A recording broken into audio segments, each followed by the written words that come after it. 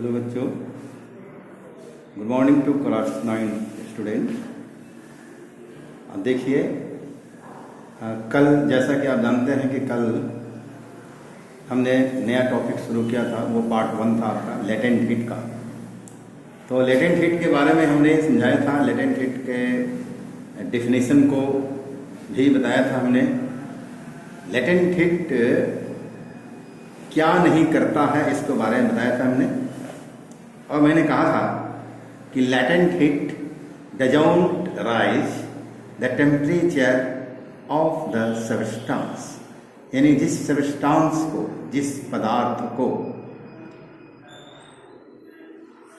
ऊष्मा ऊर्जा दिया जाता है, गुप्त ऊष्मा ऊर्जा दिया जाता है, वह गुप्त ऊष्मा ऊर्जा उस पदार्थ के तापक्रम को नहीं बढ़ाता है। Therefore, it has been written here that latent heat doesn't rise the temperature of the substance. But we have to know now, today's video, we have to know about why latent heat doesn't cause a rise in temperature of the substance. ये latent heat पदार्थ के temperature की वृद्धि क्यों नहीं करता है ना, पदार्थ के टेम्परेचर को क्यों नहीं बढ़ाता है, यही टॉपिक है आज का। Dated on 4/7/2020 class 9 chemistry chapter 1 part 2 है। लेटेंट हीट का टॉपिक है why latent heat doesn't cause a rise in temperature of the substance. We have to discuss about this topic, we have to discuss about this thing। अब देखिए यहाँ क्या है, यहाँ कहता है क्या कि लेटेंट हीट में आप देखिए ऐसा है कि we know very well that every substance, whether it is solid or liquid, has some forces of attraction between its particles, and that forces of attraction is called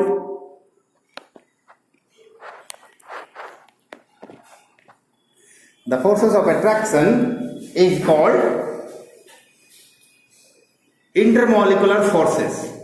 तो हम जानते हैं कि किसी भी पदार्थ के, वह पदार्थ सॉलिड स्टेट में हो अथवा लिक्विड स्टेट में हो अथवा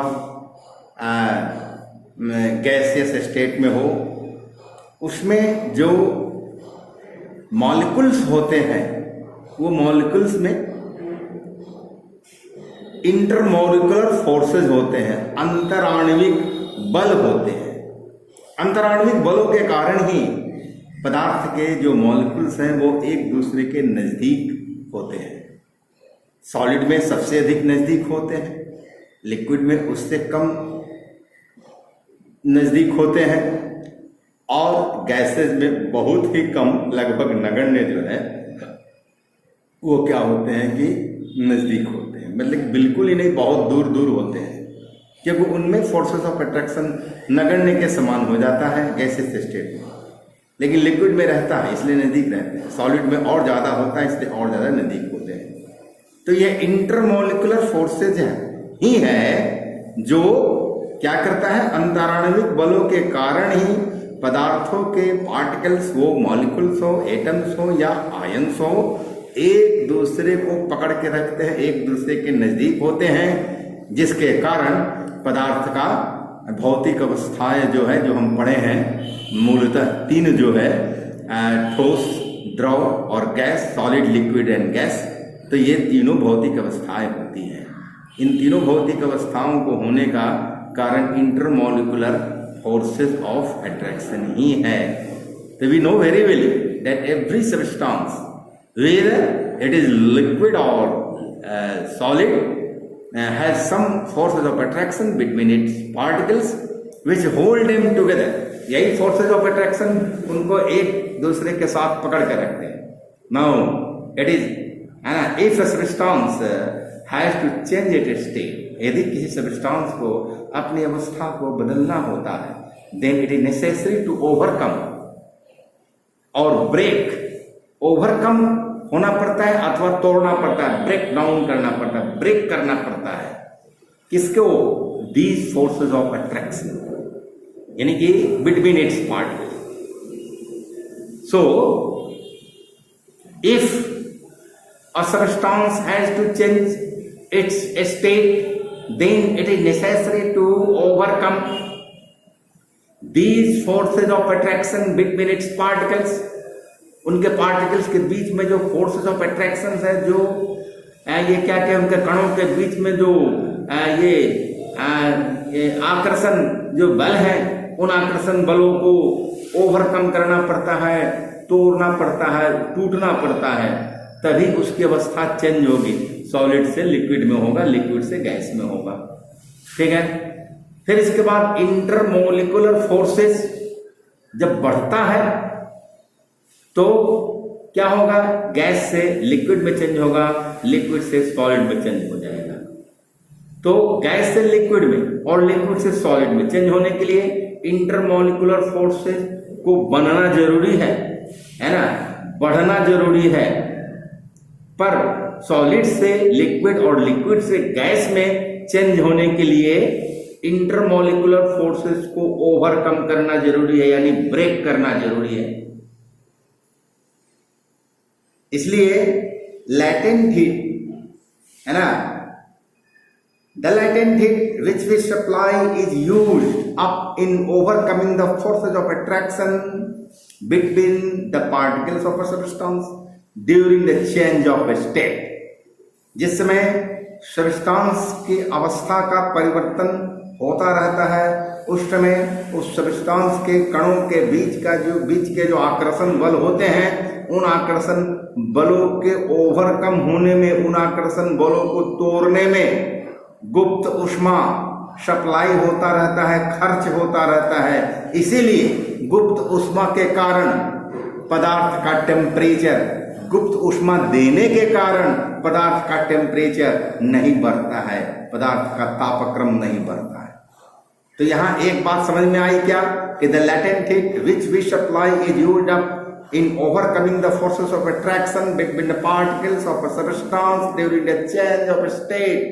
अवस्था के परिवर्तन होने में है ना खर्च हो जाता है, और एक्चुअली खर्च होता है इंटरमोलिकुलर फोर्सेस को ब्रेक डाउन करने में, ब्रेक करने में, ताकि पदार्थ की अवस्था चेंज हो। The latent heat doesn't increase the kinetic energy of the particles of the substance. पदार्थ के काइनेटिक एनर्जी को, अर्थात गतिज ऊर्जा को लैटेंट हीट जो है वो इंक्रीज नहीं करता है। जिस समय लैटेंट हीट गुप्त ऊष्मा देते रहते हैं, पदार्थ को गर्म करते रहते हैं, तो हीट एनर्जी तो कंटिन्यू देते रहते हैं। और जब उसका अवस्था परिवर्तन होना शुरू होता है, तो ज्यों ही अवस्था परिवर्तन होना शुरू होगा, त्यों ही दिया हुआ ऊष्मा पदार्थ के कणों के गतिज ऊर्जा को बढ़ाने में खर्च नहीं होता है, रुक जाता है, खर्च नहीं होता रहता है। किस चीज में खर्च होता रहता है? तो पदार्थ के कणों के बीच के आकर्षण बलों को तोड़ने में खर्च होता रहता है। ये आकर्षण बल टूटेंगे तभी पदार्थ का अवस्था परिवर्तन होगा, वो सॉलिड से लिक्विड में आएगा, अथवा यूं कहें लिक्विड से गैस में आएगा। यह समझ गए? तो यहां इस बात को, ये इंपॉर्टेंट पॉइंट, इसको लिखने की जरूरत है। क्या है? The latent heat which we supply is used up, the latent heat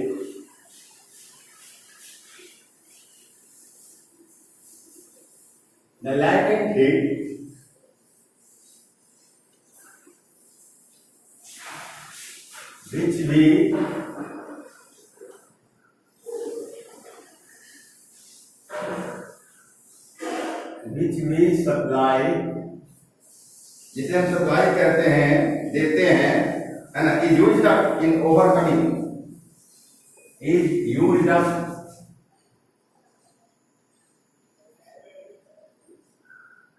in overcoming, used up in overcoming या ब्रेक का है, ब्रेक करने में overcoming the force of attraction,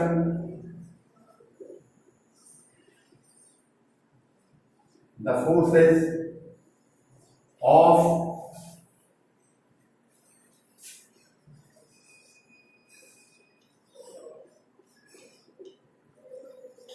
attraction, है ना, between the particles of a substance during the change of state,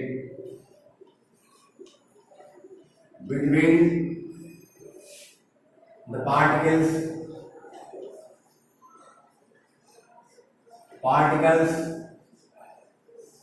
of the substance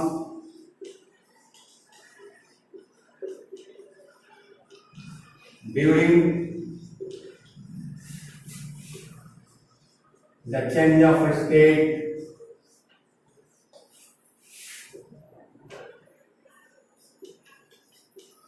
यह बात समझ में आई भाई? ठीक है कि the latent heat which we supply is used in overcoming the forces of attraction between the particles, है ना, between the particles of a substance, particles of the substance या of a substance, ठीक है, और भी लिख सकते हैं हम of substance during the change of state। यह बात हमारे समझ में आ गई भाई, चेंज ऑफ स्टेट के समय में ऐसा होता है। तो the latent heat doesn't increase the kinetic energy of the particles of the substance. Latent heat substance के पार्टिकल्स के काइनेटिक एनर्जी को नहीं इंक्रीज नहीं करता, है ना। And since there is no increase in the kinetic energy of the particles, the temperature of the substance doesn't rise during the change of state. और होता क्या है कि जब लैटेंट हीट गुप्त ऊष्मा जो हम देते हैं पदार्थ को, वह पदार्थ के कणों के गतिज ऊर्जा को अर्थात काइनेटिक एनर्जी को इंक्रीज नहीं करता है ना। इसलिए क्या होता है कि काइनेटिक एनर्जी इंक्रीज नहीं होने के कारण, है ना, वो सबस्टेंस के टेम्परेचर जो है, सबस्टेंस का टेम्परेचर वो राइज नहीं होता है, जिस समय उसका अवस्था परिवर्तन होता रहता है। यानी कि एक बात और हो गई बात यहाँ पर कि the latent heat doesn't increase the kinetic energy of the particles of the substance. क्या लिखेंगे the latent heat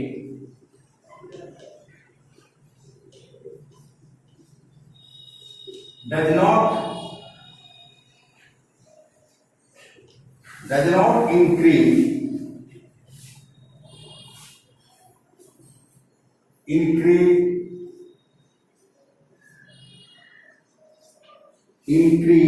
the kinetic energy of the particles,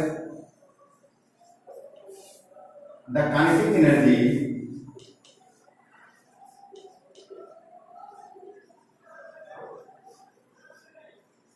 of the